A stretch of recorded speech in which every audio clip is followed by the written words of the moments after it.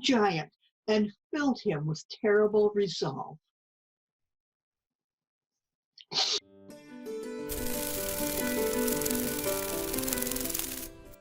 Hi, I'm Linda Watson-Call.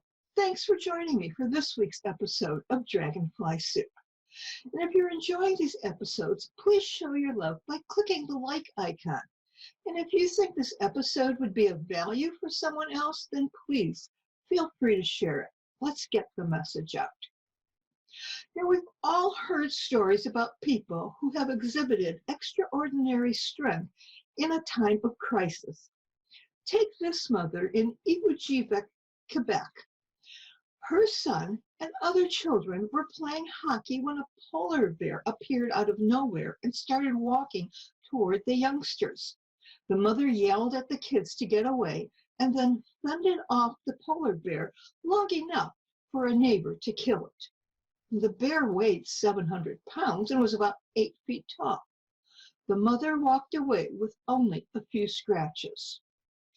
Well, you might say mothers instinctively protect their young. It may have been a surge of adrenaline that gave her the determination to keep that bear away from the children. Then there was the first responder who arrived at an accident.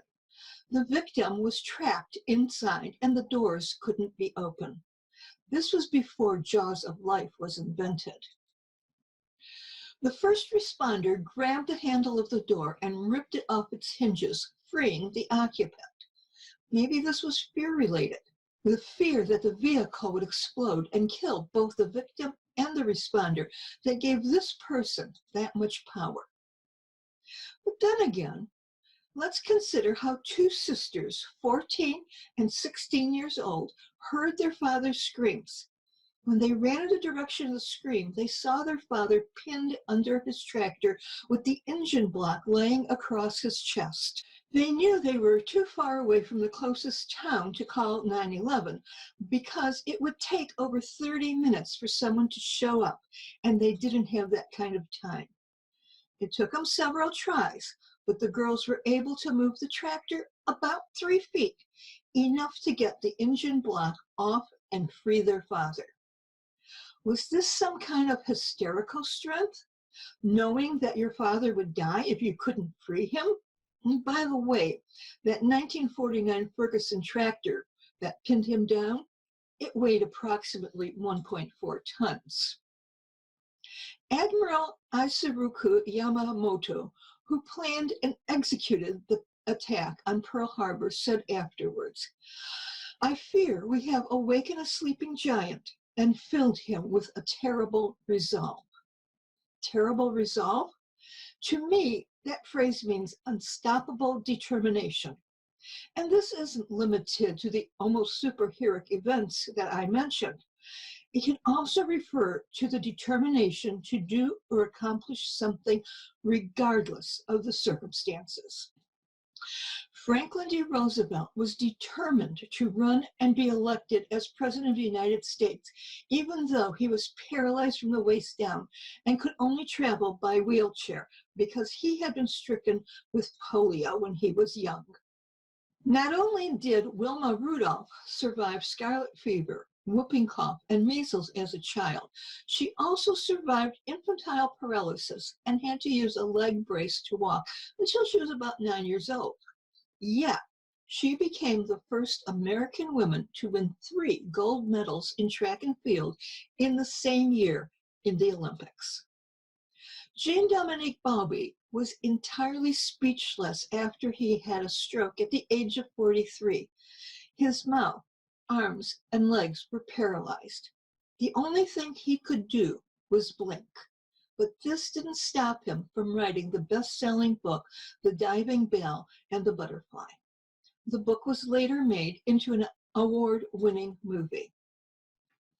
Many of us have felt paralyzed these last 4 weeks, not knowing when our lives would return to somewhat normal. What we need to realize is that in each one of us, there is a sleeping giant. I'm sure for many of us, the normal that we knew in early March may never be experienced again. So maybe this is the time that sleeping giant needs to wake up. Maybe this is the time we should consider what we want to do and how we will do it once the restrictions have been lifted.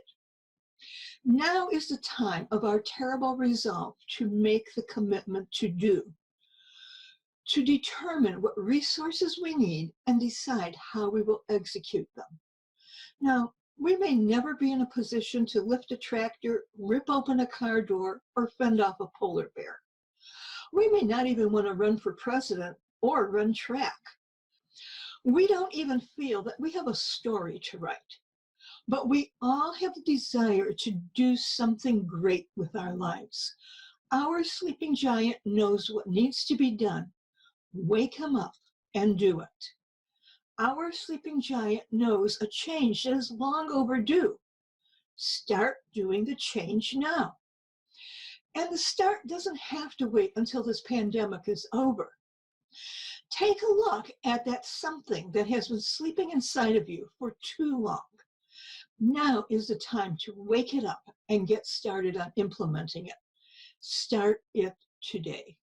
And please describe in the comments or in an email what your sleeping giant is and how you plan to execute what you need to do after you wake it up. Be sure to click like for this week's episode, and while you're at it, share it with your friends. You might also want to check out our gift shop, where you can purchase items like Dragonfly Soup t-shirts, hoodies, and other gifts. The link is below. Or you can show your support for this program by clicking this link. Any contribution to help contribute this series is greatly appreciated. And I'll see you next week, right here on Dragonfly Soup. Here's to our transformation and our best year ever.